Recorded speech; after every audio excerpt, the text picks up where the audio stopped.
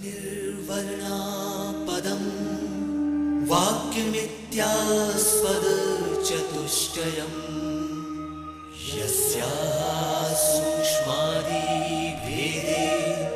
वाग्देवीं तामुपास्महे।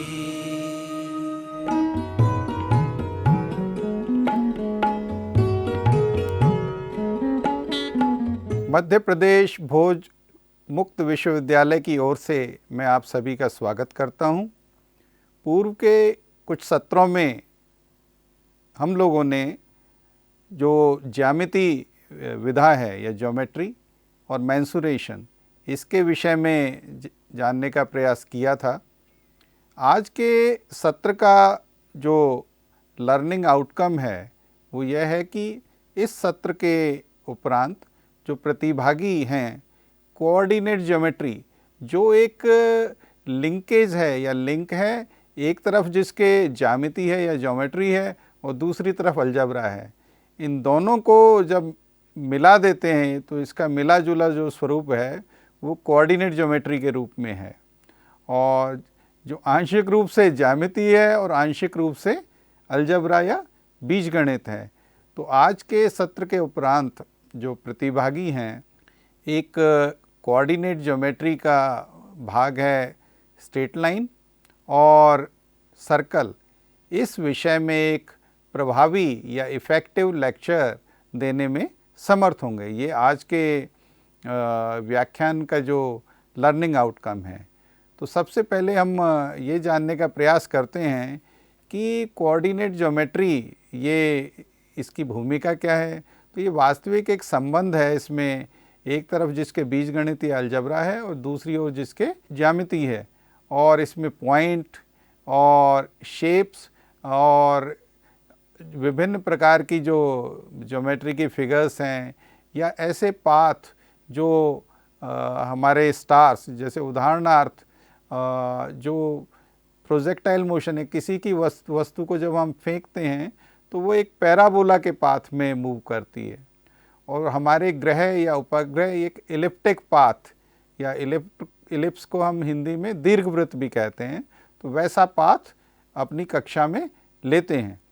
और इसमें हम दूरियां और स्लोप की लाइन कितनी तिरछी है, इसके मेजर को हम अंग्रेजी में स्लोप कह देते हैं, और इन दूरियां, इनका एनालिसिस या परीक्षण इस कोऑर्डिनेट ज्योमेट्री में किया जाता है।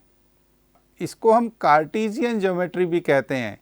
और कार्टीजियन जो शब्द है, जो एक बड़े फेमस फ्रांसीसी गणितज्ञ थे डिकार्टी, उनके नाम से इसको हम कार्टीजियन ज्योमेट्री कहते हैं। इसको एनालिटिक ज्योमेट्री भी कहते हैं और कार्टीजियन ज्योमेट्री के नाम से भी इसको जाना जाता है, क्योंकि इसमें हम कोऑर्डिनेट सिस्टम को यूज़ करते हैं। कोऑर्डिनेट मतलब दो रेक्टेंगुलर एक्सिस, दो या तीन रेक्टेंगुलर एक्सिस को या अक्षों को यूज़ करते हैं।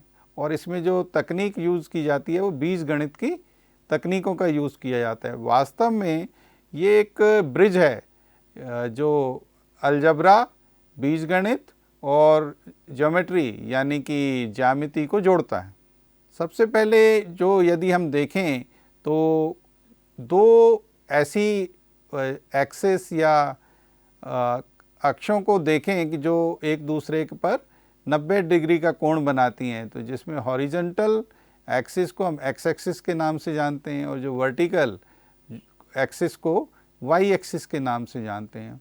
तो कोऑर्डिनेट किसी भी पॉइंट का एक ऑर्डर्ड पेयर है एक्स और वाई, जबकि एक्स जो दूरी है वाई एक्सिस से और वाई जो कोऑर्डिनेट है वो दूरी है, वर्टिकल डिस्टेंस है एक्स एक्सिस से।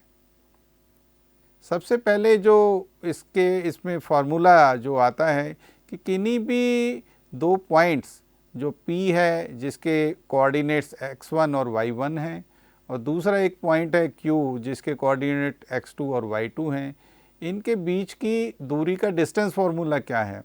तो वास्तव में जो दोनों पॉइंट्स हैं उसमें जो हॉरिजॉन्टल दूरी है वो है x2 में से x1 को घटा देते हैं, x2 माइनस x1, और वर्टिकल डिस्टेंस है P और Q के मध्य में वो है y2 माइनस y1। और तो दूरी जो डिस्टेंस PQ D जो इसके बराबर होगा, x2 माइनस x1 इस क्वांटिटी का वर्ग प्लस y2 माइनस y1 इस क्वांटिटी का वर्ग, इन दोनों वर्गों को अगर जोड़ दिया जाए और जो वास्तव में जो संख्या आएगी उसका वर्गमूल ले लिया जाएगा, ये डिस्टेंस d के समान होगा। अब हम ये जानने का प्रयास करते हैं कि कोई भी एक ऐसा पॉइंट जो किसी भी लाइन सेगमेंट या लाइन को एक निश्चित अनुपात में बांटता है। तो यदि हम ये मान लें कि किसी पॉइंट P के कोऑर्डिनेट्स x1 y1 हैं और Q के कोऑर्डिनेट्स x2 y2 हैं।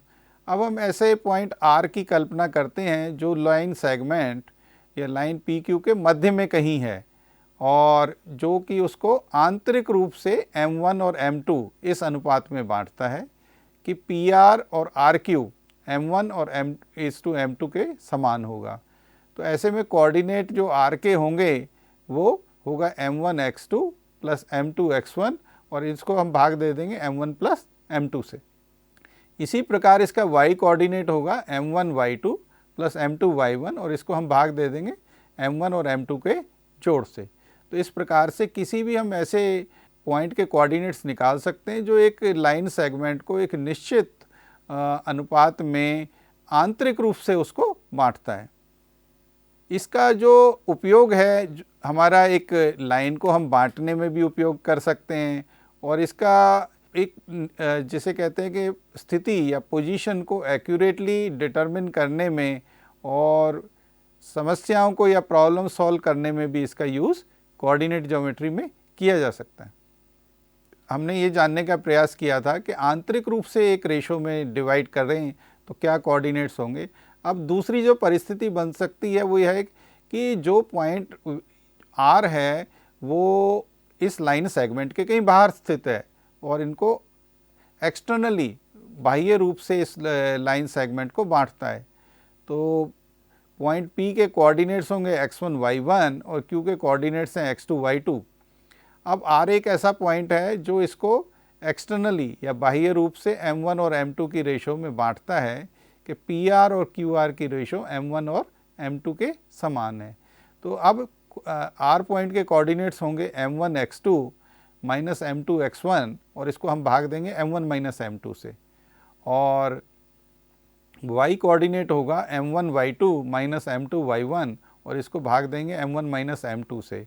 यदि इस फार्मूले में देखेंगे पिछले फार्मूले में जो अंतर हुआ है वहाँ M1 प्लस M2 था और यहाँ पे उसको सब्ट्रैक्शन का साइन एडिशन के स्थान पर उपयोग किया गया।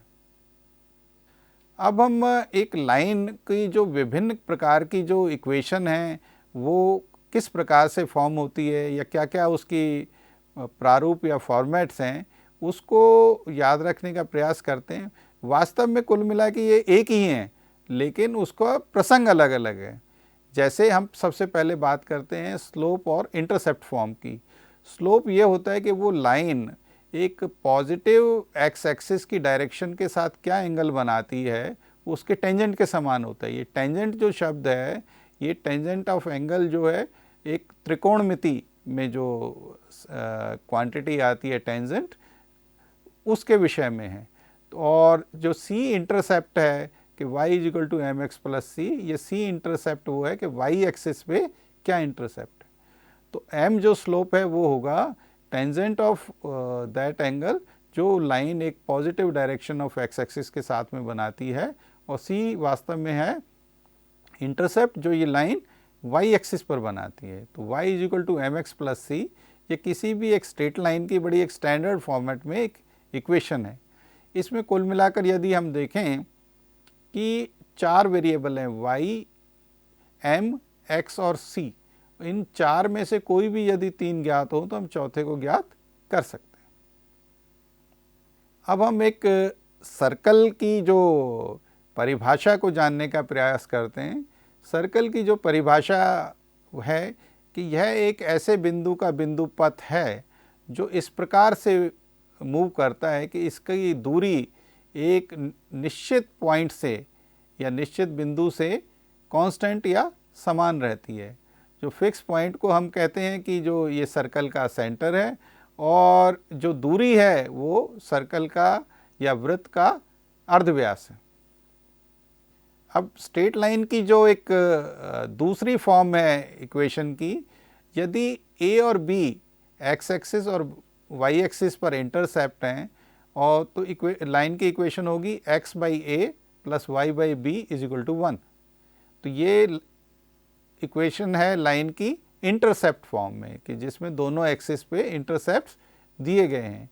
इसमें भी यदि हम देखें कि कुल मिलाकर 4 वेरिएबल हैं, एक्स, ए, वाई और बी, इन चारों में से अगर कोई 3 चीज़ें ज्ञात हों तो चौथी को हम लोग निकाल सकते हैं।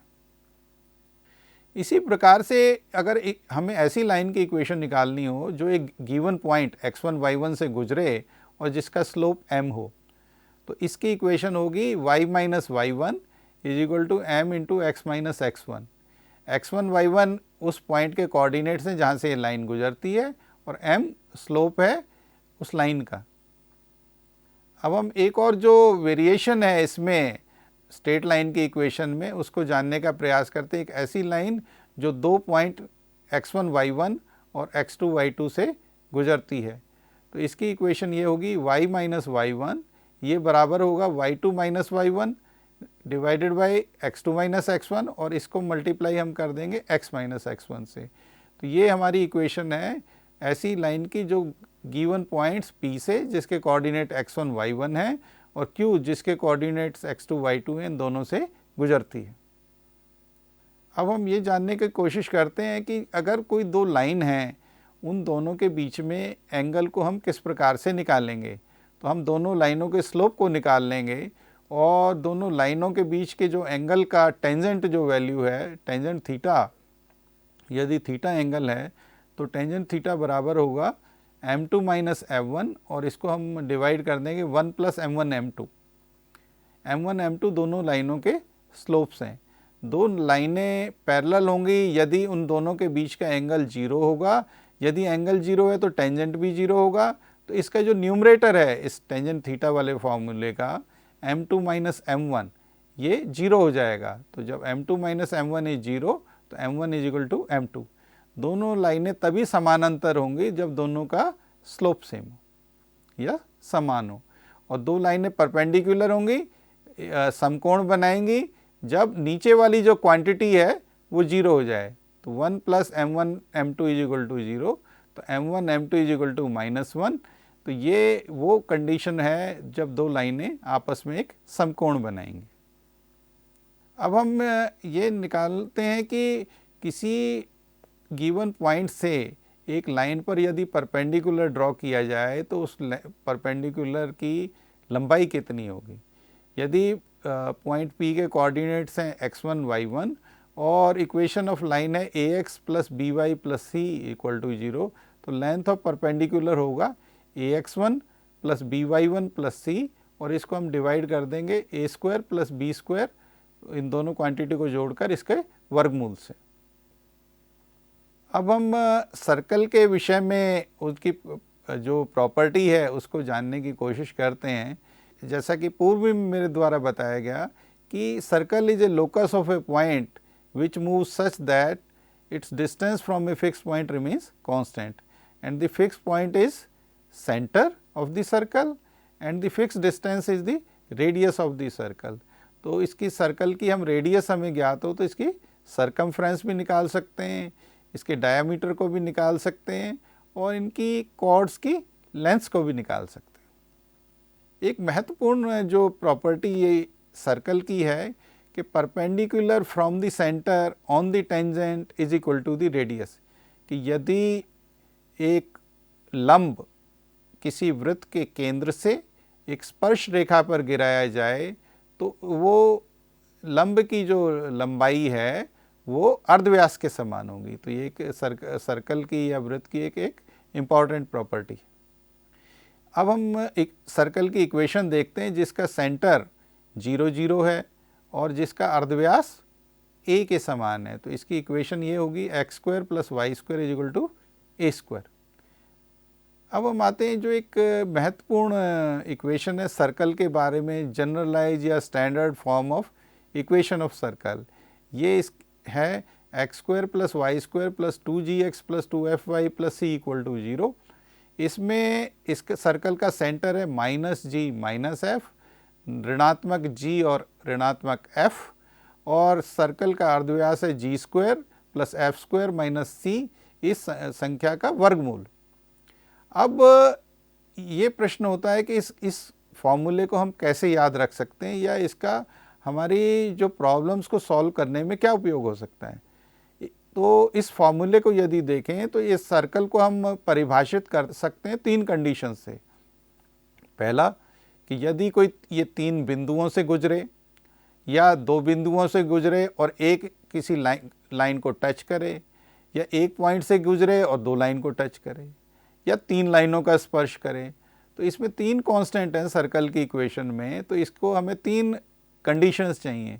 तो यदि 3 कंडीशंस हैं तो उनसे जो इक्वेशंस बनेंगी उनको सॉल्व करके हम इन कांस्टेंट्स को या सर्कल को या वृत्त को डिफाइन कर सकते हैं। अब हम संक्षेप में आज जानने का प्रयास करें कि क्या क्या हम लोगों ने आज जानने का प्रयास किया है। पहले कोऑर्डिनेट ज्योमेट्री की परिभाषा, जिसमें ये कोऑर्डिनेट ज्योमेट्री एक लिंकेज है अलजेब्रा और ज्योमेट्री के बीच में। फिर डिस्टेंस फार्मूला की हम लोगों ने बात की। फिर एक ऐसा पॉइंट जो किसी भी लाइन सेगमेंट को आंतरिक रूप से या बाह्य रूप से विभाजित करे, तो ऐसे बिंदु के कोऑर्डिनेट्स निकालना। फिर इक्वेशन ऑफ लाइन जो 4 तरीके से हमने देखी, स्लोप इंटरसेप्ट फॉर्म में, 1 पॉइंट फॉर्म में, 2 पॉइंट फॉर्म में और इंटरसेप्ट फॉर्म में। और फिर हमने जो परपेंडिकुलर एक लंब की लंबाई को ज्ञात किया जो एक गिवन पॉइंट से एक लाइन तक ड्रॉ किया जाए। फिर हमने सर्कल की परिभाषा को देखा और एक स्टैंडर्ड इक्वेशन ऑफ सर्कल को देखा। और अगले जो सत्र में जो एक सर्कल की और जो महत्वपूर्ण प्रॉपर्टीज़ हैं उसके विषय में मैं उल्लेख करना चाहूँगा। Thank you very much.